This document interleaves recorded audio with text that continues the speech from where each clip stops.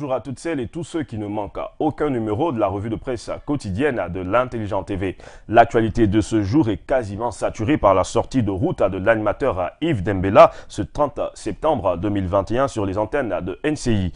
À ce propos, les sanctions et les condamnations pleuvent de partout sur ce dernier. Afrique sur 7 nous informe que le mythique animateur des Miss Côte d'Ivoire depuis de longues années, Yves Dembella sera finalement écarté de la présentation en 2021. Le même site nous propose la réaction de Geneviève Wané, ancienne présentatrice sur la radiodiffusion télévision ivoirienne, qui renvoie Yves Dembella et NCI à leur cours de télé. Le site Kwasi fait mieux en nous indiquant que la pression des sponsors du Comici a amené la dite organisation à suspendre sa collaboration avec Yves Dembella.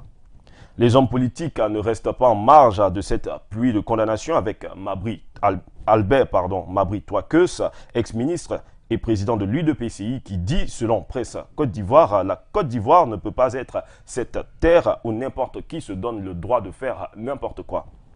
L'expression affiche pour sa part sur ce sujet que la Côte d'Ivoire des valeurs sanctionne Yves Dembella. Par ailleurs, le journal fait une passe à Afin Guessan, lâché par l'opposition, selon le confrère, et nous révèle les erreurs qui ont fait couler ce dernier. On change complètement de sujet, de trajectoire avec le jour qui brandit en première page que Jean-Louis Billon ne veut rien lâcher. Il annonce que ce cadre du PDCI va à l'assaut du V-Baoulé. Il y a quelques semaines, un cas d'Ebola avait été annoncé en Côte d'Ivoire. Connexion ivoirienne nous apprend aujourd'hui à sa une que cela est une erreur du ministère de la Santé et que la malade souffrirait d'autre chose que l'Ebola. Cette annonce est d'autant plus renforcée par Fraternité Matin qui lui aussi affirme que ce cas d'Ebola n'est pas avéré et que le ministre de la Santé, Pierre Demba, a tenu une conférence de presse hier. Parlons à présent lutte contre la Covid-19 avec l'Intelligent d'Abidjan qui nous situe sur ce que le Rotary Club International promet au gouvernement ivoirien. La rédaction ajoute que le ministre Pierre Demba invite à investir les sites dédiés pour se faire vacciner.